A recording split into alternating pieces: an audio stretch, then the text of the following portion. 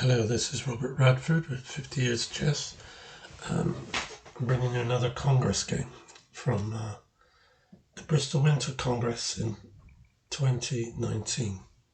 It was played on the 16th of February and my opponent was J.R.Sellen. We played in the first round. We've actually played twice. I played him at Torbay in 2022 as well. He is a much travelled chess player. He likes to play congresses, played him dozens of them, and that's his hobby, playing chess all the time. So good for him. His rating was around 1668 at that time, and I was 1863. So let's start the game. I'm playing white, and my opening was d4. Mr. Sellen played f5. Interesting. He's playing a Dutch defense. So I played g4 to see if he knew this line. He's gone f takes g, h3, and he didn't take the pawn, which shows he probably does know a little bit about this line. So he's played d5, and I've gone g takes h4, bishop takes h4, and queen d3, with the purpose of taking the pawn on h7, and obviously that's threatening to win a rook, so he's got to play rook takes rook, and I play queen check, which means you've got to go to queen d7, and then I take the rook, which has totally disrupted his game. So for the pawn, that's the plan. But he's played knight f6, good move. It stops the movement of rook takes pawn. So I've got knight c3, d6, bishop h3 to get these bishops off before he goes back to h4 and then g6. Bishop takes, knight takes, queen d7. He's looking for a queenside castle, that's obvious, after knight c6, so I've gone in with knight to g5, attacking the h pawn. And he didn't play h because of the queen check on g6. So knight c3, c6, sorry, knight c6, a3 to prevent knight b4, attacking the queen. Castle's queenside, bishop f4, bishop d6, bishop takes d6, queen takes d6, which allows me to play knight into f7. You often find when playing weaker players, they can play quite well, but then they miss obvious moves as well sometimes. That should not have been queen takes. He should have took with the c pawn, then that would have avoided the fork.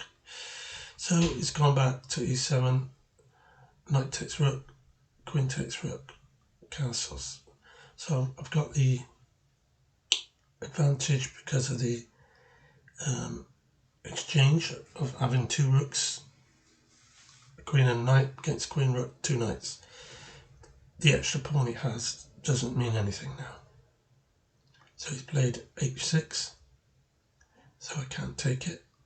So I played e3, e5, d takes e, knight takes e, and queen check on f5. So he's going to drop the knight unless he moves it back. So he's moved it back and the knights are now connected. But I've got the pin on his king and knight, which is annoying to say the least.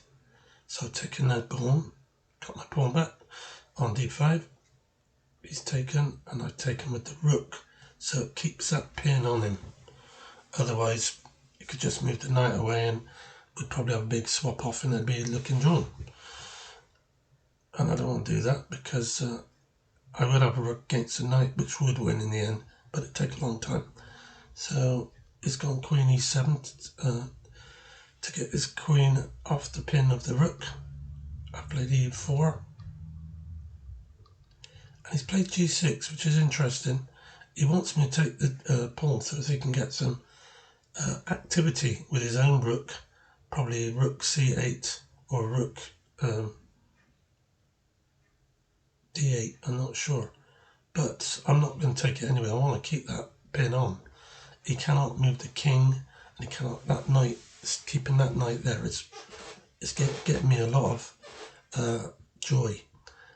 So I'm not worried about taking the pawn. He's gone c6 now. c6 to attack the rook. I dropped it back to d3. He could take the pawn on e4, but he would be in big trouble if he did, because queen take on d7 would make him go king to b8, and then he would have dropped a knight. So he's had to move the queen, and he's had to move the king to break the pin. And look at me now with rook d1 from h1. I've fully developed my pieces. I'm going to exchange up. I've got a really strong position, and if you look at the bar on the right, I've got a 4.1 plus against black's position, and the bar on the right shows the white is way up there towards black's, up in the black bar. So he's brought his rook behind. So there we go. We've got a great thing here going here. So I drop pawn back first to check him. They can go back, and then I push the e-pawn on. This is if he plays, obviously, if he goes queen takes pawn, then I go queen takes queen, knight takes queen, rook takes rook, and I've won a piece. And if he goes knight takes pawn, rook takes rook, queen takes rook, rook takes queen, king takes queen, and then queen takes knight on e5. So it's a perfectly good move, this. And it increased my advantage to 5.8.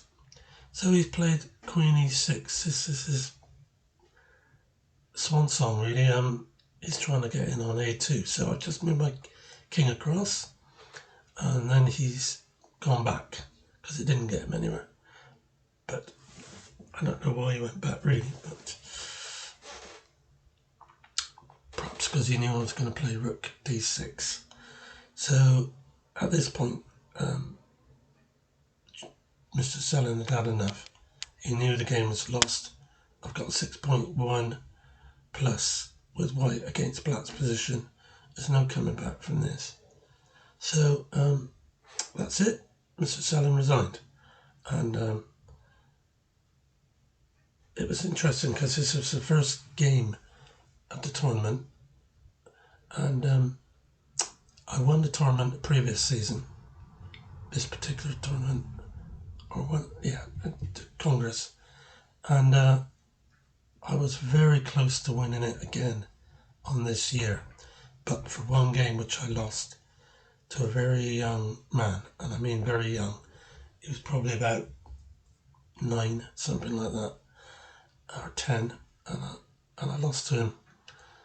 But he wasn't just anyone. He's a national master now, a British national master, and he did that within 5 or 6 years of me playing him in this game. His rating was quite low, but it shot up within no time, and he was well over 2,000 in about 2, 3, 4 years. And I've got that game somewhere. I will show it if it's complete. But even though I lost to him, I still had a chance in the last round to finish joint first with him. And because he drew 2 games, had I won the last game, I would have had 4 wins, which I think would have given me first place again. But it wasn't to be, because the opponent is the next opponent I'm going to show you, Mr. S. Hurl. I think it's Stephen Hurl. I'll show you what happened in that game. Right, so thanks for watching, and see you very soon.